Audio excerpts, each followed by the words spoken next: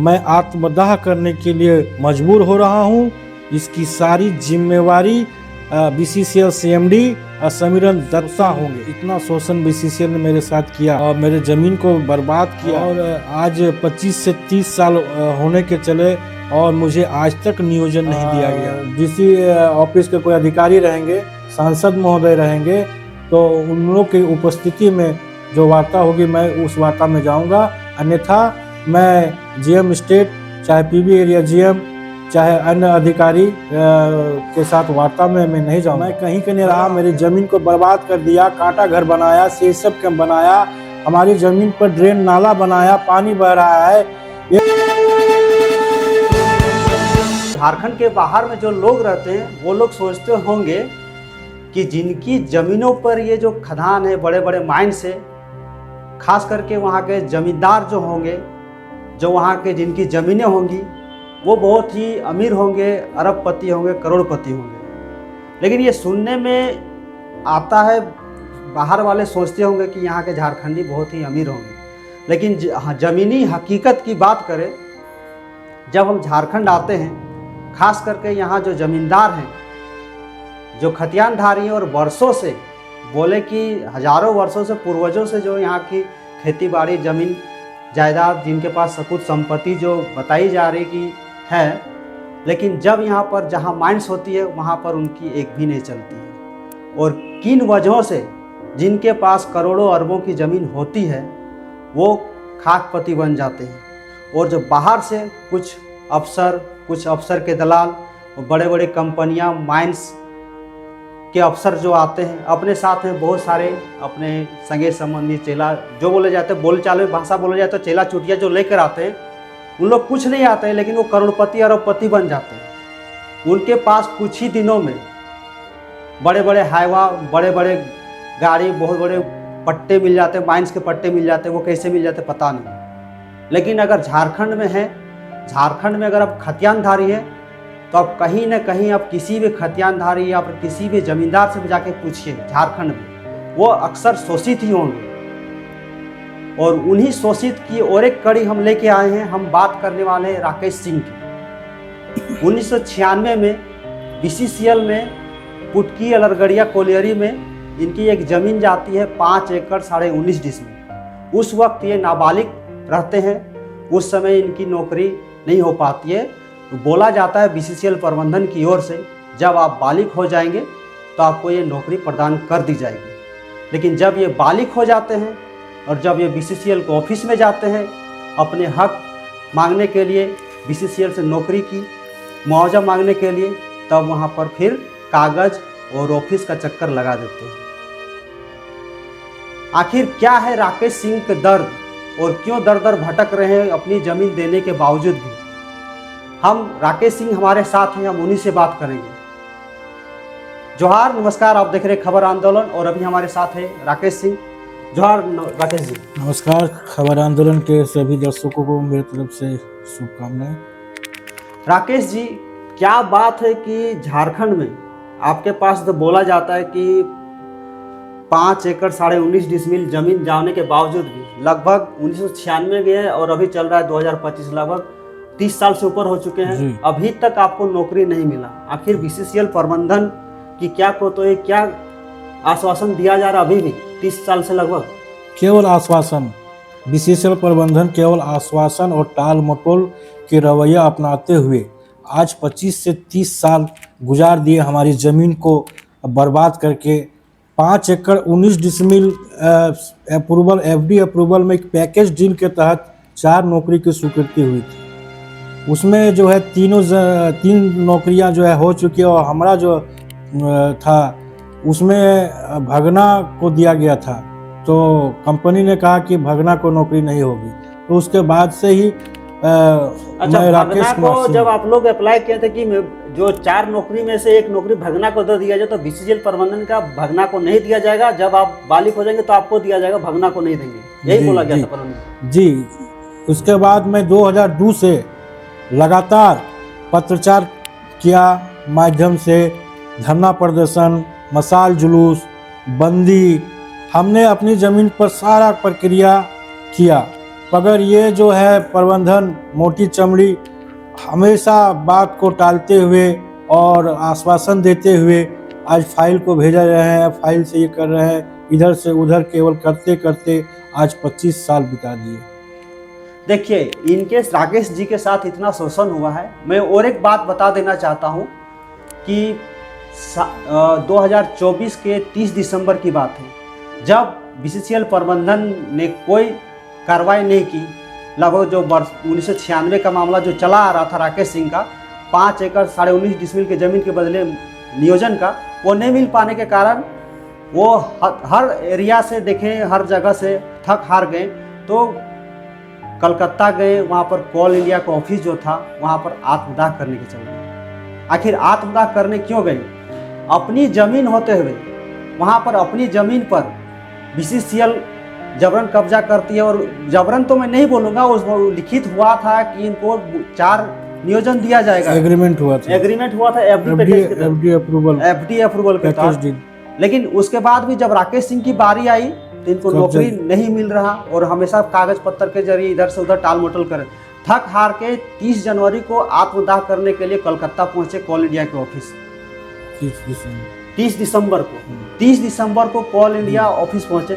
वहां पर क्या मामला था? वहां पर भी जाके आत्मदाह जब करने गए थे तो वहां पर फिर आप वहां पर क्या हुआ, सारा सब कुछ जरा बताइए। तो जब मैं इतना शोषण जब मेरे साथ हुआ, मैं मेंटली बहुत डिस्टर्ब हुआ ये बीसीसीएल अधिकारियों द्वारा, और तब जाके मैंने निर्णय लिया कि कोल इंडिया मुख्यालय मेन गेट पे मैं आत्मदाह करूंगा। मैं वहाँ आत्मदाह करने गया, पहुँचा भी तो वहाँ के प्रबंधन कोल इंडिया के एक अधिकारी थे और बीसीसीएल के एक अधिकारी थे और हमारे पीबी एरिया के एक अधिकारी थे और प्रशासन वहाँ पर मौजूद थे। तो उन्होंने कहा कि 10 दिन के अंदर आपका कोल इंडिया से पत्र जाएगा कोयला भवन बीसीसीएल को, वहाँ से आपको वार्ता के लिए बुलाया जाएगा। लेकिन आज 1 महीना करीब बीतने को आया, लेकिन आज तक जो है कोई वार्ता के लिए सीएमडी से हमारी वार्ता के लिए चिट्ठी नहीं आई।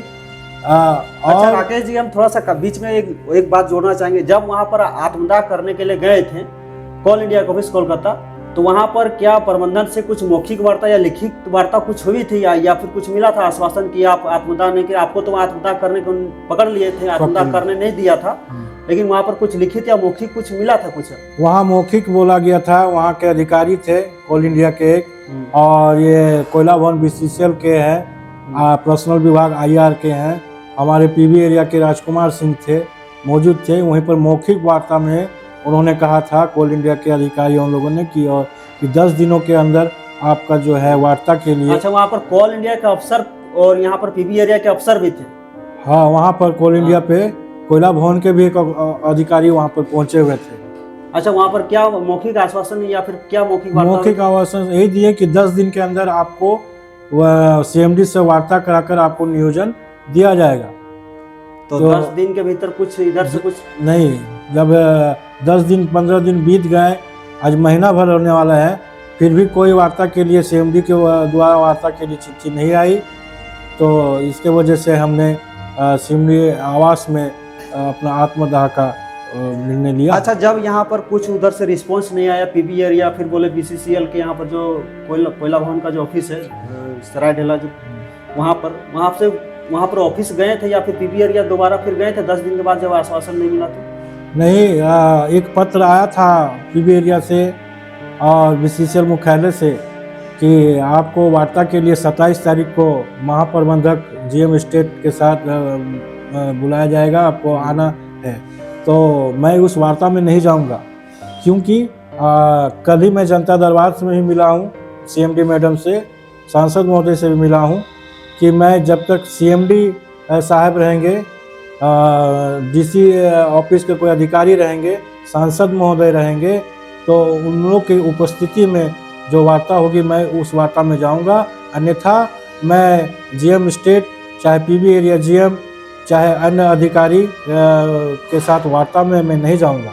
मतलब आपके अनुसार वार्ता आप जब भी करेंगे तो आप डायरेक्ट सीएमडी से करेंगे, क्योंकि सीएमडी हाँ और यहाँ पर एमपी के साथ और भी कुछ गणमान्य जो पीबी एरिया कुछ अफसर रहेंगे, जी जी तभी आप वार्ता करेंगे, नहीं तो जीएम लेवल पे आप वार्ता करने नहीं जी जी, क्योंकि आज 25 से 30 साल यही रवैया अपनाते हुए, टाल मटोल करते हुए आज इन्होंने मेरा लाइफ के साथ खिलवाड़ कर दिया। मैं कहीं के नहीं रहा, मेरी ज़मीन को बर्बाद कर दिया, कांटा घर बनाया, सेसब कैंप बनाया, हमारी ज़मीन पर ड्रेन नाला बनाया, पानी बह रहा है। एक प्लॉट एक ऐसा खाली है कि चारों तरफ से बीसीसीएल का ज़मीन है, बीच में वो प्लॉट हमारी है।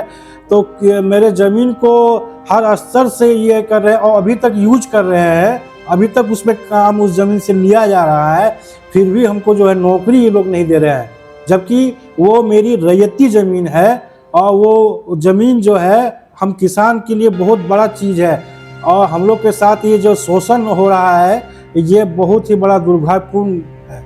अच्छा, राकेश सिंह के अनुसार जो 5 एकड़ 19.5 डिसमिल जमीन जो ली गई है उसमें बीसीसीएल के द्वारा कांटा घर भी बनाया गया है, मेरी जमीन पर सीआईएसएफ कैंप भी बनाया गया, मेरी ज़मीन पर, और ड्रेन नाला भी बनाया गया मेरी ज़मीन पर, लेकिन और नर्सरी भी किया गया है, पेड़ पौधा लगाया गया है, उसको नर्सरी के एक ऑफिस भी बनाया गया था। अब जमीन को एक म्यूजिकल पार्क भी बनाया, उसमें भी घेराव किए हैं। मेरा प्लॉट जहाँ तहाँ है, एक जगह प्लॉट नहीं, हर जगह प्लॉट है, लेकिन सारे प्लॉटों को एकजुट करके 5 एकड़ 19 डिसमिल बना के इसमें पैकेज डील के तहत 4 नौकरी की स्वीकृति हुई थी। और इसमें हमारा अंशदार मेरे पिता श्री मधुसूदन सिंह के पुत्र मैं राकेश कुमार सिंह को आज तक नौकरी नहीं दिया गया, जबकि हमारा ये रेती ज़मीन है। अगर पत्राचार की बात करूं तो मेरे हाथ में कुछ पेपर हैं जिसमें से राकेश सिंह के द्वारा हर जगह इन पत्राचार किया गया है, सीएमडी से लेके बीसीसीएल के कुटकी, पीबी एरिया, बलिहारी के हर बीसीसीएल ऑफिस है, कोल इंडिया ऑफिस कोलकाता तक भी किया गया है। लेकिन देखा जाए तो यहाँ तक सिर्फ आश्वासन पे आश्वासन मिल रहे हैं, जिसके कारण राकेश जी जीएम के साथ वार्ता नहीं करने जा रहे हैं, क्योंकि जीएम ऑफिस से ही साला गोलमाल हो रहा है और इतने दिनों से चल रहा है। अगर जीएम लेवल तक वार्ता होती तभी तो इनकी नौकरी मिल जाती। इसी के कारण ये जीएम से वार्ता नहीं करना चाह रहे, इससे ऊपर लेवल सीएमडी या फिर एमपी तक रहेंगे, सीएमडी साहब, एमपी साहब रहेंगे। और मेरे हाथ में एक छोटा सा क्लिप है, इसमें आप थोड़ा सा नज़र नहीं आ रहा होगा, लेकिन मैं इसको जूम करके मैं आपको दिखा दूंगा। इसमें राकेश जी जो है कोल इंडिया कोलकाता ऑफिस गए थे, तो वहाँ पर आत्मदाह करने की कोशिश कर रहे थे, जिसमें से वहाँ पर अधिकारी जो थे, वहाँ के स्थानीय पुलिसकर्मी जो थे, उनको आत्मदाह करने से रोक लेती है और यहीं पर इनकी मौखिक वार्ता होती है। लेकिन उसके बाद भी 30 तारीख को वहाँ पर गए थे, 30 तारीख को आत्मदाह करने के वहाँ पर मौखिक वार्ता होती है, लेकिन आगामी अब 30 तारीख आने वाली है और फिर एक दिन पहले मैं बात कर रहा हूँ 24 जनवरी को ही ये डीसी महोदया से मिल के आए हैं। डीसी महोदया से किन बातों को लेकर वहाँ चर्चा हुई और क्या डीसी महोदया से बात हुई, जरा बताइए हमें। डीसी महोदय को मैंने सारी बातों का उल्लेख किया और मैंने सारी बातों अपनी को रखा। मैंने उनको समझाया कि मेरे ज़मीन को किस तरह बर्बाद किया गया है और किस तरह यूज किया गया, किस तरह उसमें अन्यथा मेरे खिलाफ जो है एक तहत जो है मेरे साथ नाइंसाफ़ी और अन्याय हो रहा है, अत्याचार हो रहा है। आज मैं 25-30 साल से लगातार मैं दौड़ के परेशान हो गया हूँ। इसके वजह से मैं बहुत विचलित हो गया हूँ और मैं आत्मदाह करने जा रहा हूँ सीएमडी आवास में। तो जब तक मैडम, मैंने आग्रह भी किया मैडम से कि हमारी जो है सीएमडी साहब से वार्ता कराकर और आपके कोई अधिकारी रह के उपलक्ष्य में त्रिपक्षीय वार्ता कराकर जल्द से जल्द हमको नियोजन दिया जाए, तो इसके लिए मैं अच्छा, डीसी महोदया ने कुछ उसका रिप्लाई दिया क्या? हाँ, मैडम ने हमारी सुनवाई के जो आवेदन पर ये करके मैडम ने कहा कि सीएमडी साहब से और ये मैं वार्ता के लिए आपको ये करता हूँ, सीएमडी सर को मैं भेजता हूँ। सप्ताह लगभग समय बचा है, मतलब इस सप्ताह तक अगर आपको किधरों से रिप्लाई या कोई सुनवाई नहीं होती है तो फिर आप सुन रहे हैं कि 30 जनवरी को फिर आत्मदाह करने के लिए जा रहे हैं। निश्चित तौर पर अगर इस बीच में सीएमडी साहब से अगर हमारी वार्ता नहीं होता है, हमारी नियोजन पर कोई प्रक्रिया नहीं किया जाता है, नियोजन नहीं दिया जाता है, तो मैं 30 तारीख को निश्चित ही सीएमडी आवास के मुख्य द्वार पर मैं और अपनी पत्नी के साथ जो है आत्मदाह करूंगा। देखिए, बहुत बड़ी बात खास करके झारखंड के खतियानदारी के मुंह से ये सुन के भी अच्छा नहीं लगता है कि ज़मीन भी गया, नियोजन मिला नहीं और बदले में इसकी जान भी जो है बीसीसीएल के अधिकारी ले रहे हैं। अगर नियोजन मिल जाता तो आज राकेश जी अपने परिवार के साथ आत्मदाह करने के लिए फिर जो 30 जनवरी है आत्मदाह करने के लिए नहीं जाते। बड़ी दुखद बात है, खास करके बीसीसीएल के अधिकारीगण ना जाने क्यों नहीं कर रहे हैं, इनकी कागज़ क्यों नहीं आगे बढ़ा रहे हैं, ये सोचने वाली बात होगी। और अगर बात करते हैं बीसीसीएल में कुछ ऐसे भी कारनामे हुए हैं कि जिनकी 1 इंच ज़मीन नहीं गई है, वो नौकरी बीसीसीएल में कर चुके हैं, रिटायर तक हो चुके, पेंशन का मजा ले रहे हैं।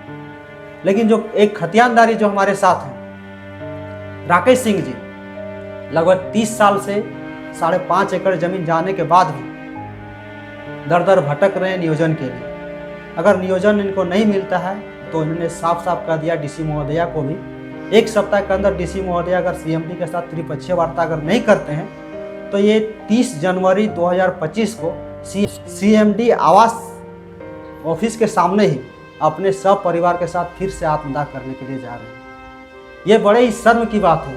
झारखंड में खास करके बोला जाता है अबुआ सरकार है, अबुआ सरकार ही यहाँ पर खास करके खतियानधारी यहाँ के जो ज़मींदार हैं उनकी रक्षा नहीं कर पा रही है। और जो माइंस जो चल रही है, कहीं ना कहीं यहाँ पर जितने भी रैयत जो है, खतियानधारी जो है, कहीं ना कहीं ठगा महसूस कर रहे हैं और शोषण का शिकार होते जा रहे हैं। ये कोई नई बात नहीं है, लेकिन नई बात सरकार को सोचनी होगी कि कुछ ऐसे ठोस कदम उठाए जाए कि जिनकी ज़मीनें जो जा रही हैं वो अपनी ज़मीनें बचा पाएँ और ज़मीनों के बदले में एक अच्छी नियोजन ला पाएँ। या ये सरकार को भी सोचना पड़ेगा कि नियोजन नीति पे फिर से काम किया जाए।